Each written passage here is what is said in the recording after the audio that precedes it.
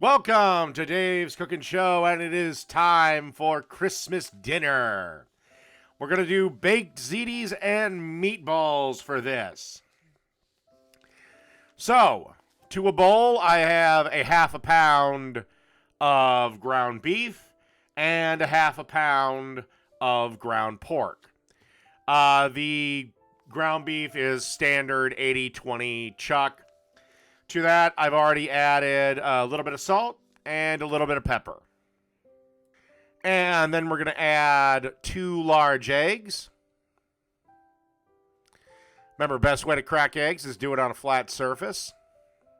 And then I'm going to add a 1/4 cup of flat leaf parsley or Italian parsley as it's also known. Same plant, flat leaf, Italian, doesn't matter, it's just a name. Anyway, a 1/4 cup of that I've chopped up. Then you're going to want to add a half a cup of Italian breadcrumbs. Then you want a half a cup of Parmesan cheese that I pulverized in my food processor. And then you want to add 3 cloves of minced garlic. Then you just want to find the little old paddle attachment and basically drop this down into the mix, lock it in, and hit the mix speed, which is the slowest setting, and give everything a couple of minutes to mix together. You can also do this by hand if you wish, but then you're going to want to roll this meat mix into 1.5 ounce balls. That's 1.5 ounces. And then you're just going to want to roll them around, make them into perfectly little round balls of meaty goodness. I'll show them when they're done. And as you can see, that's what we're going for. If you want to make the meatballs 2 ounces, you'll have less. This made about 17 of them. If you want to go a little smaller, feel free. You'll just have more balls. And nothing's better than more balls. All right, let's go on to the next step. Now, you could put the balls into a 375-degree oven right now, but I don't like to do that.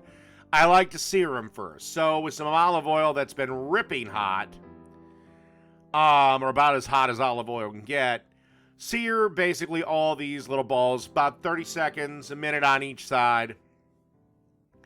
Like I said, you should be preheating the oven up to 375 degrees. Again, it's one of those kind of up for debate things. You do what you like. But I always like to sear meatballs before I put them in the oven. And you want to cook these till, of course, they are 165. Okay, as you can see here, we're turning these over, getting them seared and everything, so they're all nice and wonderful. And, all right, then, like I said, we're going to sear them all and then pop them in the oven to cook until they're 165. Okay, as you can see, I've got my red wine deglaze kind of going here. And now it's time to work on the tomato sauce. So basically, I took 2 cans of San Marzano tomatoes and pureed them in my blender. Again, I'm really spoiled. This is the only thing about food. And when you kind of get into it, you can't have that quick-ass spaghetti and meatballs anymore. Oh, no. You can't have, that frozen crap and jarred sauce. No, you gotta make it yourself.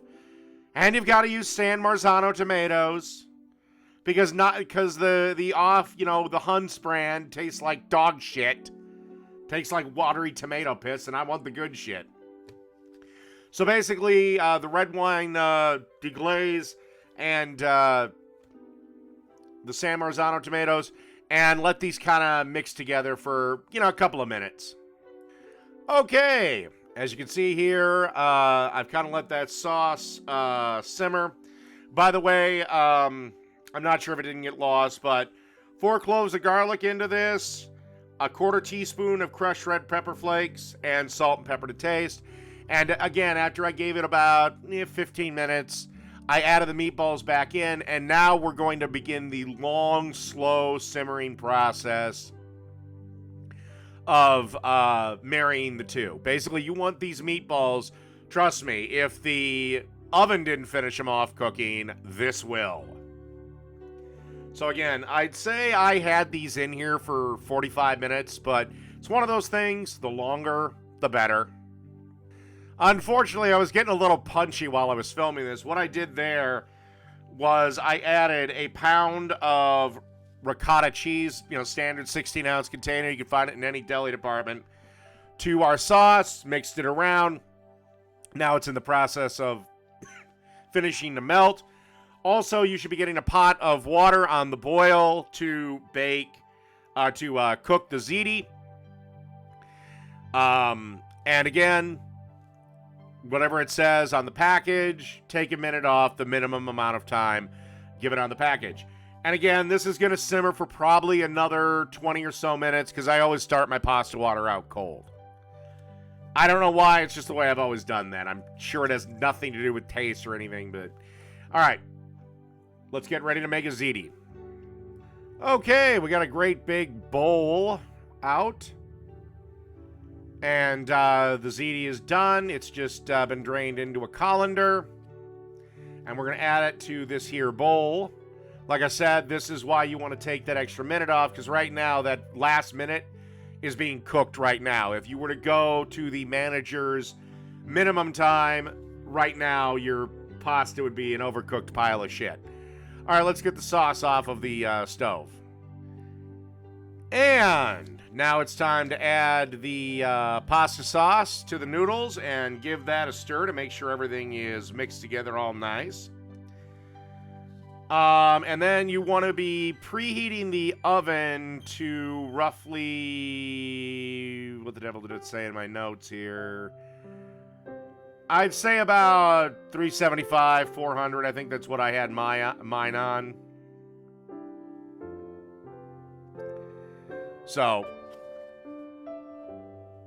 yeah, give this a good mix around and,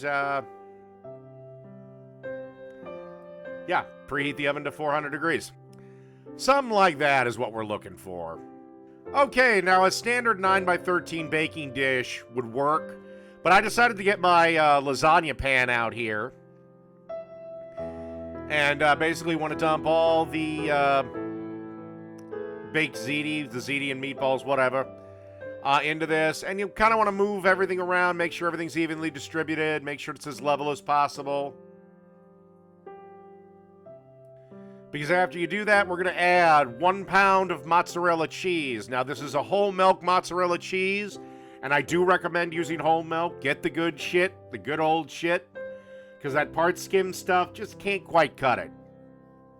So this is shredded whole milk mozzarella, and 1 pound of it will go on top. Then we're going to pop this ziti into our oven for approximately 20 to 25 minutes. If you want the cheese a little crispier, when the 25 to 20 minutes are up, take it out, crank on the broiler, and pop it back in for another minute. Pop it back in for another minute to kind of crisp up the cheese a little bit. But be careful with a broiler. Okay, and after 20 minutes or so, that's what we're looking at. And that is Baked Ziti, a perfect addition for a Christmas Day dinner that everyone will love and will finally shut up, Tiny Tim. Yeah, I know, you walk with a crutch. Get over yourself.